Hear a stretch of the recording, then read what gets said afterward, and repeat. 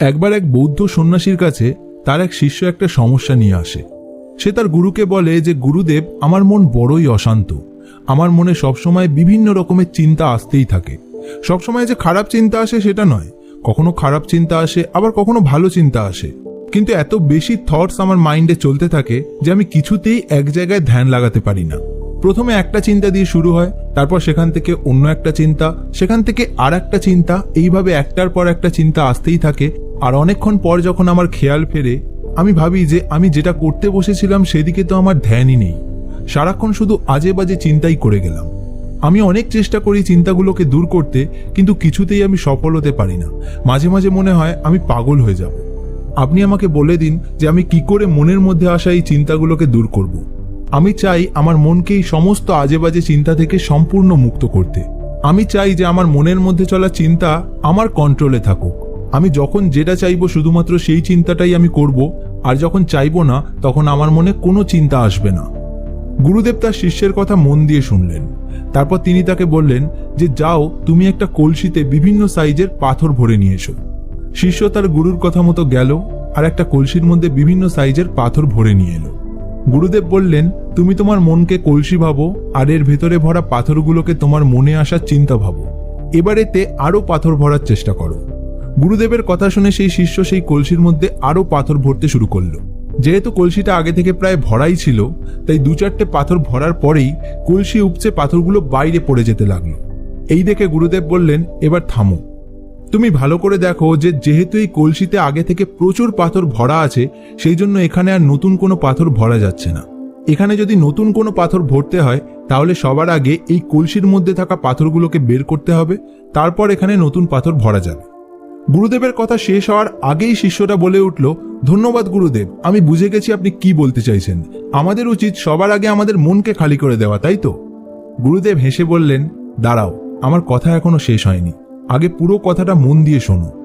আমাদের মন এই কলসির সম্পূর্ণ বিপরীত। এই কলসিকে পাথর দিয়ে ভরা সম্ভব, কিন্তু মনকে চিন্তা দিয়ে কোনোদিনও ভরা সম্ভব নয়। এখানে যত চিন্তা আসতে থাকবে, তত বেশি চিন্তা আসার জন্য এখানে জায়গা ফাঁকা হতে থাকবে। শিষ্য বলল, গুরুদেব, আপনি কি বলতে চাইছেন আমি কিছুই বুঝতে পারছি না। গুরুদেব বললেন, তুমি এক কাজ করো, এই কলসি থেকে সব পাথর বের করে এবার কলসিটা খালি করে দাও। শিষ্যটি তার গুরুদেবের কথা মতো সেটাই করলো। সে এক এক করে সমস্ত পাথর কলসি থেকে বের করে দিয়ে কলসিটা সম্পূর্ণ খালি করে দিল। গুরুদেব বললেন, এই কলসিতে এবার তুমি একটা পাথর ভরো আর এটা থেকে 2টো পাথর বের করো। শিষ্য এটা শুনে অবাক হয়ে বলল, এটা কি করে সম্ভব গুরুদেব? আমি যদি এই কলসিতে একটা পাথর ভরি, তাহলে এটা থেকে তো একটা পাথরই বের করা সম্ভব। গুরুদেব হেসে বললেন, আচ্ছা ঠিক আছে, এই কলসিতে তুমি 5টা পাথর ভরো আর 10টা পাথর বের করো। শিষ্য এবার বললেন, গুরুদেব, আপনি কি মজা করছেন?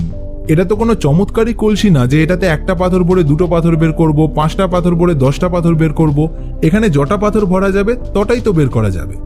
গুরুদেব বললেন, তুমি ঠিক বলেছ, এটা কোনো চমৎকারী কলসি নয়, কিন্তু তোমার মন ঠিক এই কলসির উল্টো। তোমার মন কিন্তু চমৎকারী। শিষ্য বলল, কিভাবে? গুরুদেব বললেন, এবার যেটা বলছি খুব মন দিয়ে শোনো। তুমি ভালো করে খেয়াল করে দেখো যে তোমার মনে যখন একটা চিন্তা আসে আর তুমি সেটাকে মন থেকে বের করতে চাও, তখন তোমার মনে সেই সম্পর্কিত আরো অনেক চিন্তা এসে যায়।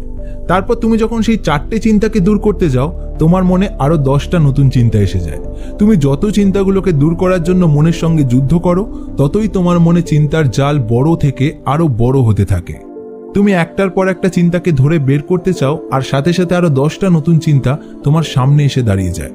তুমি কলসিটা থেকে তো একে একে সব পাথর বের করে সেটাকে খালি করে দিতে পারবে, কিন্তু তোমার মনের সঙ্গে লড়াই করে মন থেকে সব চিন্তা বের করে দিয়ে মনকে কখনোই খালি করে দিতে পারবে না। শিষ্য সব শুনে একটু হতাশ হয়ে বলল, আমি আপনার সব কথা বুঝতে পারলাম। আপনার কথা অনুযায়ী তার মানে আমরা চাইলেও চিন্তার এই মায়াজাল থেকে মুক্ত হতে পারবো না। তার মানে এই সমস্যার কোনো সমাধান নেই। কিন্তু গুরুদেব, আপনিই তো একদিন বলেছিলেন যে সব সমস্যার সমাধান খুঁজলে ঠিক পাওয়া যায়। তাহলে এই বড় সমস্যাটা, যেটা শুধু আমার একার নয়, যে সমস্যাটা আমার মতো হাজারো লাখো মানুষ প্রতিনিয়ত ফেস করছে, তার কি সত্যি কোনো সমাধান নেই? গুরুদেব বললেন, অবশ্যই আছে। তুমি এক কাজ করো, সবার প্রথমে এই কলসিটাকে পাথর দিয়ে অর্ধেকটা ভরে দাও। শিষ্য তাই করল। গুরুদেব বললেন, এবার তুমি এর মধ্যে থাকা যে কোনো একটা পাথর দিয়ে আমার জন্য একটা ছোট মূর্তি তৈরি করে দাও। আমি জানি তুমি খুব ভালো মূর্তি করতে পারো। নিজের কাজের প্রদর্শন করো আর এই কলসিতে থাকা যে কোনো একটা পাথর দিয়ে আমার জন্য একটা মূর্তি বানিয়ে দাও। শিষ্য এটা শুনে খুব খুশি হলো। সে যে ব্যাপারটাতে এক্সপার্ট, গুরুদেব তাকে সেই কাজটা করতে দিয়েছে। যাই হোক, সবার সামনে নিজের সম্মান রাখতে হবে। সবচেয়ে উত্তম পাথর দিয়ে সবচেয়ে উত্তম মূর্তি তৈরি করে গুরুদেবকে উপহার দিতে হবে। এই সমস্ত ভেবে সে কলসি থেকে একটা পাথর বের করলো। কিন্তু সেই পাথরটা দেখে সে অতটা সন্তুষ্ট হলো না। তার মনে হলো এটা দিয়ে হয়তো অত ভালো মূর্তি বানানো যাবে না যত ভালো সে বানাতে চাইছে। সে কি করলো, সেই পাথরটা সাইডে রেখে আর একটা পাথর বের করলো। এবার এই পাথরটার শেপটা তার পছন্দ হলো না। সে সেটাকেও সাইডে রেখে 3 নাম্বার একটা পাথর বের করলো। 3 নাম্বার পাথরটার রং তার পছন্দ হলো না। সেটাও সে রেখে দিয়ে 4 নাম্বার পাথর বের করলো। 4 নাম্বার পাথরটা বের করার পর তার মনে হলো, না, এটাও না। আমার মনে হয় একে একে আমার সব পাথরগুলোকে বের করে ফেলা উচিত। হয়তো এগুলোর থেকেও ভালো পাথর কলসির ভেতরে রয়েছে। এই ভেবে সে এক এক করে সব কটা পাথর কলসি থেকে বের করে ফেললো। এবার সে কনফিউশনে পড়ে গেল। সে ভেবে পেল না যে কোন পাথরটা দিয়ে মূর্তি বানালে সে গুরুদেবের জন্য সবচেয়ে ভালো মূর্তিটা বানাতে পারবে। গুরুদেব অনেকক্ষণ ধরে এইসব দেখছিলেন। তিনি উঠে এসে শিষ্যকে বললেন, আমি তোমার সমস্যা দূর করে দিচ্ছি। তুমি সবার প্রথমে যে পাথরটা কলসি থেকে বের করেছিলে সেই পাথরটা নাও। এবার ভাবো যে তোমার কাছে আর দ্বিতীয় কোনো পাথর নেই। তোমাকে মূর্তি বানাতে হলে এইটা দিয়েই বানাতে হবে। এবার এই পাথরটা দিয়ে তুমি মূর্তি বানাও। গুরুদেব যেরকম বললেন শিষ্যটি সেরকমই করলো এবং কিছুক্ষণের মধ্যে সে সেই পাথর দিয়ে খুব সুন্দর একটা মূর্তি বানিয়ে ফেললো। মূর্তিটা বানানোর পরে সে বুঝতে পারলো যে এটা আজ পর্যন্ত তার বানানো সবচেয়ে সেরা মূর্তি। সে সেই মূর্তিটা তার গুরুদেবকে উপহার দিল আর বলল, গুরুদেব, আমি ভাবতেই পারিনি যে এই পাথরটা দিয়ে এত সুন্দর একটা মূর্তি বানানো সম্ভব। গুরুদেব মূর্তিটা দেখে খুব খুশি হলেন আর বললেন, আমাদের কাছে যখন একটার বেশি দুটো অপশন থাকে না, তখন আমরা আমাদের সমস্ত শক্তি সেটাকে সফল বানানোর জন্য লাগিয়ে দিই। আর বেশি অপশন থাকলে আমরা শুধুই পাথর বাঁচতে থেকে যাই, মূর্তি আর তৈরি হয় না। আমাদের মনও একটা চিন্তার পেছনে হাজারখানা চিন্তা এনে দাঁড় করিয়ে দেয়। আর আমরা যে চিন্তাতে ফোকাস করে নিজের সমস্ত এনার্জি লাগানো দরকার সেটাতে ফোকাস না করে বিভিন্ন চিন্তার মাঝে ঘুরে বেড়াতে থাকি। কখনো মনে হয় এই চিন্তাটা ভালো, কখনো মনে হয় ওই চিন্তাটা খারাপ, কখনো মনে হয় এই চিন্তাটাকে দূর করা দরকার, কখনো মনে হয় ওই চিন্তাটাকে দূর করা দরকার। আর এই সব 7-5 ভাবতে ভাবতে আমরা যে চিন্তাতে ফোকাস করার দরকার সেটাতেই ফোকাস করি না। গুরুদেব বললেন, মনে আসা আজে বাজে চিন্তাকে দূর করতে হলে সবার আগে সেগুলোকে দূর করার চেষ্টাকে ছেড়ে দাও। মনের মায়াজালে জড়িয়ে পড়ো না। তার বদলে নিজের মনকে একটা কাজে ফোকাস করার চেষ্টা করো। যখন যেটা করছো ভাবো এটাই আমার একমাত্র কাজ।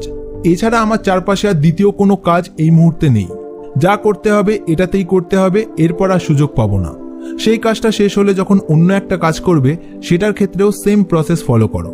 তাহলেই দেখবে তোমার মনের মধ্যে চলা হাজারো চিন্তা কখন কর্পূরের মতো উবে গেছে। তবে মনের এই মায়াজাল থেকে বেরোনো কিন্তু এত সহজ নয়। এটার জন্য বেশ অনেক দিনের প্র্যাকটিস দরকার। তবে এটা অসম্ভবও নয়। দীর্ঘদিনের অভ্যাসের ফলে কিন্তু আমরা এই বড় সমস্যা থেকে মুক্তি পেতে পারি।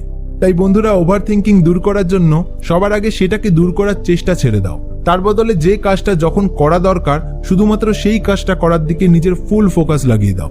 এটাই ওভার থিঙ্কিং থেকে মুক্ত হওয়ার সবচেয়ে ভালো উপায়। ভিডিওটা ভালো লাগলে একটা লাইক ও শেয়ার করে দিও। আর এরকম গল্প আরো শুনতে চাও কিনা কমেন্ট করে কিন্তু অবশ্যই জানিও। সাবস্ক্রাইব করে পাশের বেল আইকনে প্রেস করে যেও এরকম ভিডিও আরো দেখার জন্য। দেখা হচ্ছে খুব তাড়াতাড়ি পরের ভিডিওতে। ততক্ষণ stay happy, stay healthy and stay motivated.